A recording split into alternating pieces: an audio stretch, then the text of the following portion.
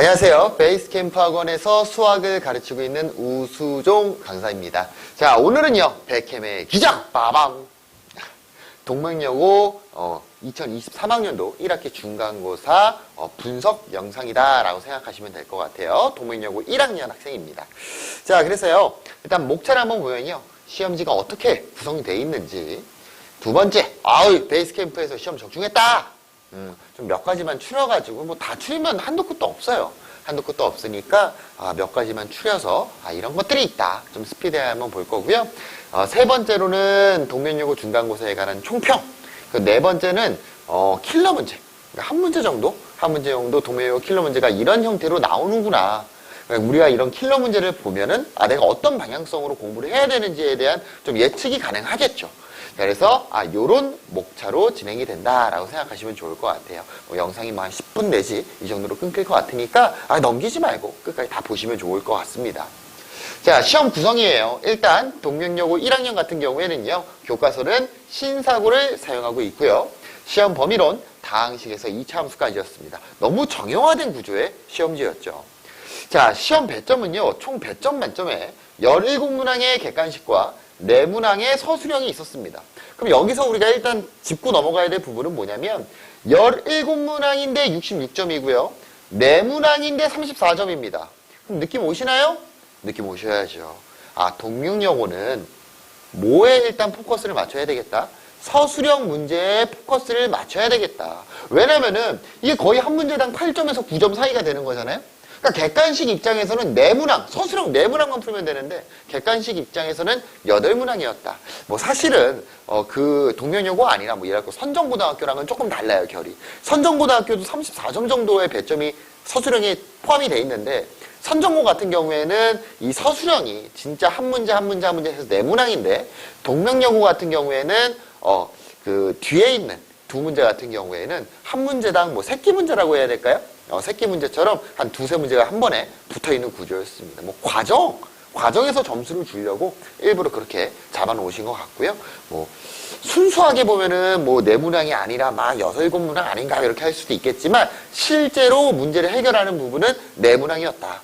그래서 어차피 그 과정대로 가야만 문제를 해결할 수 있었고, 그래서 서술형에 좀 포커스를 맞춰주시면 좋겠다라고 생각하시면 될 것 같습니다.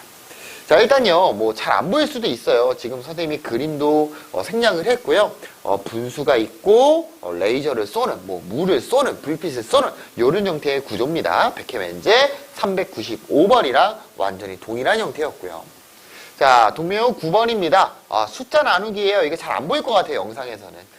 수의 나누기, 그때 나머지를 구하는 형태의 문제가 이렇게 적중이 됐죠. 그 밖에도 많은데요. 시간 관계상 이거 일일이 언제 찾아요? 그냥 눈에 보이는 것만 쫙쫙 갖고 왔습니다. 자, 그래서 시험 총평 및 전략인데 좀 빠르죠? 일단 첫 번째, 교과서 및 정형화된 문제의 반복 훈련이 필요합니다. 동명여고 1학년 타 학교들에 비해요, 킬러 문제가 없었어요. 그러니까 무슨 소리냐면은 여러분들이 노력을 조금만 하고 정형화된 문제, 정형화됐다는 게 뭐죠? 그냥 시중 문제집에 다 있는 거 있잖아요. RPM이든 센이든 라이트 센이든, 그러니까 어떤 문제집, 너무 쉬운 문제집 말고 그냥 평이한 난이도의 문제집을 딱 폈을 때 나오는 문제들 있죠. 그 문제들을 반복 훈련을 하셔야 됩니다. 절대로 그냥 보자마자 기계적으로 풀 정도는 되셔야 여러분들이 좀 고득점을 받을 수 있겠다.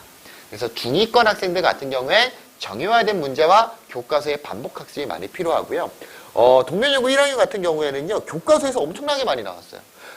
그냥 선생님이 그냥 느낌, 체감은 그냥 교과서에서 절반 이상은 낸 것 같은데, 이런 거. 그래서 학생들이 교과서를 우습게 보는데 자기가 중위권이다. 교과서를 못해도 시험 들어가기 전에 3회 이상은 좀 회독하고, 답까지 외웠어요, 선생님. 그 정도로는 훈련을 하면 좋을 것 같고요. 상위권 학생 같은 경우에는 절대로 실수를 하시면 안 됩니다. 동명여고 1학년 시험은요, 이번 시험 같은 경우에는 100점 맞을만 했어요. 이거 100점 맞을 수 있는 시험이었습니다.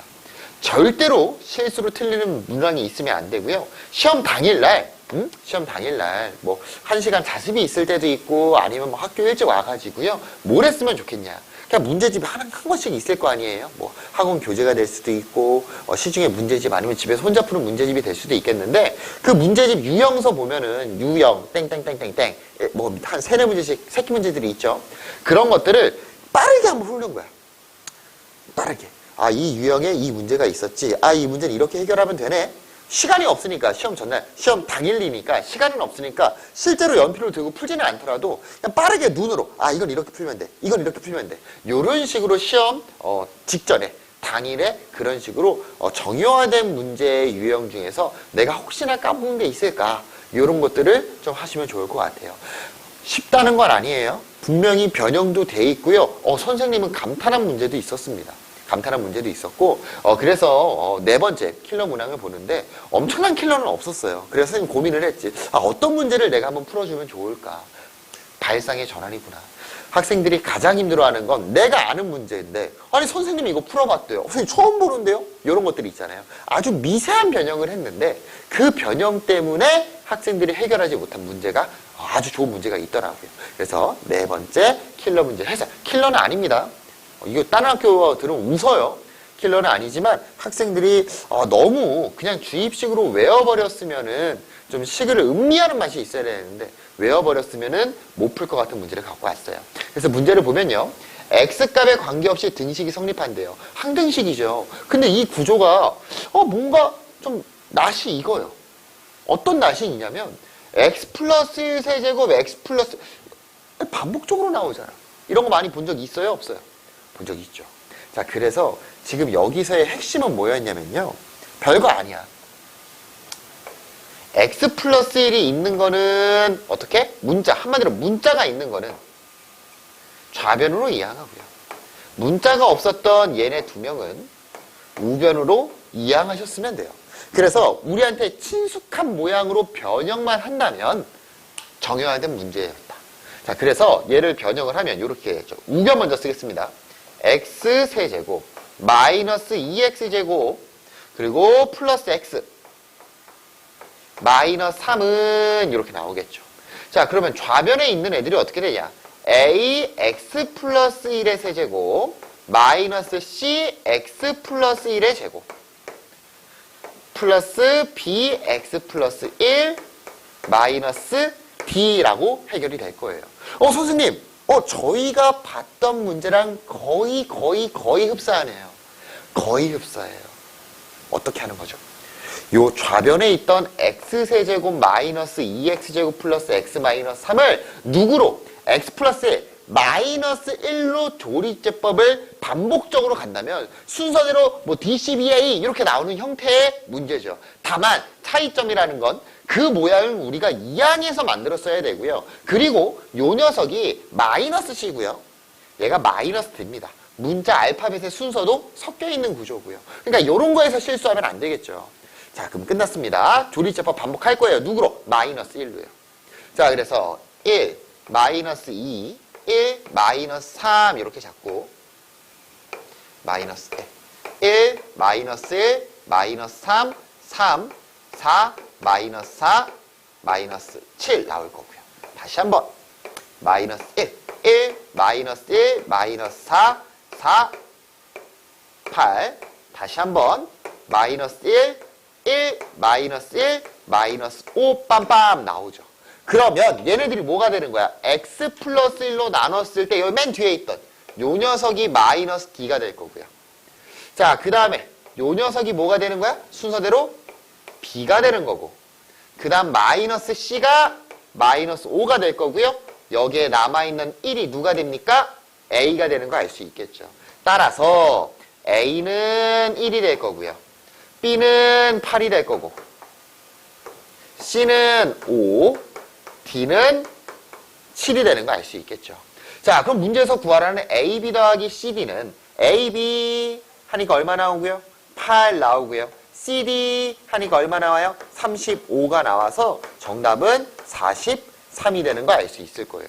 그래서 어려운 문제는 아니었어요. 근데 나는 이 문제가 너무 좋았다고 생각을 해. 어떤 문제집을 피더라도 있던 애예요, 얘는. 그건 맞잖아. 여러분도 이거 많이 본 적 있잖아요. 어떤 문제를 피더라도 있던 형태인데 그거를 숨겨서 낸 거죠. 변형을 시킨 거죠. 19조만 조금 바꿔도 학생들이 힘들어하니까. 그러니까 동명여고 학생들은 충분히 어렵게 나올 수도 있습니다. 지금 같은 해 2학년 같은 경우에는 2등급까지 70점이 나왔어. 70점 언더죠. 70점만 받아도 2등급이 나올 정도로 어렵게 나올 때도 있었어요. 하지만 이런 식으로 정형화된 구조가 계속 나오는 거는 동명여고에서는 쭉 이어오던 습관이다. 쭉 이어오던 습관.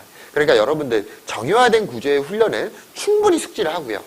그리고 교과서 많이 보셔야 됩니다. 교과서 보시고 너무 정형화된 구조를 암기해서 푸는 것보다는 상위권이 되고 싶다면 암기보다는 얘가 왜 이렇게 되는지, 왜 이렇게 되는지, 왜 이거 조리제법해서 계속 반복적으로 하면 얘가 순서대로 나오는 거지?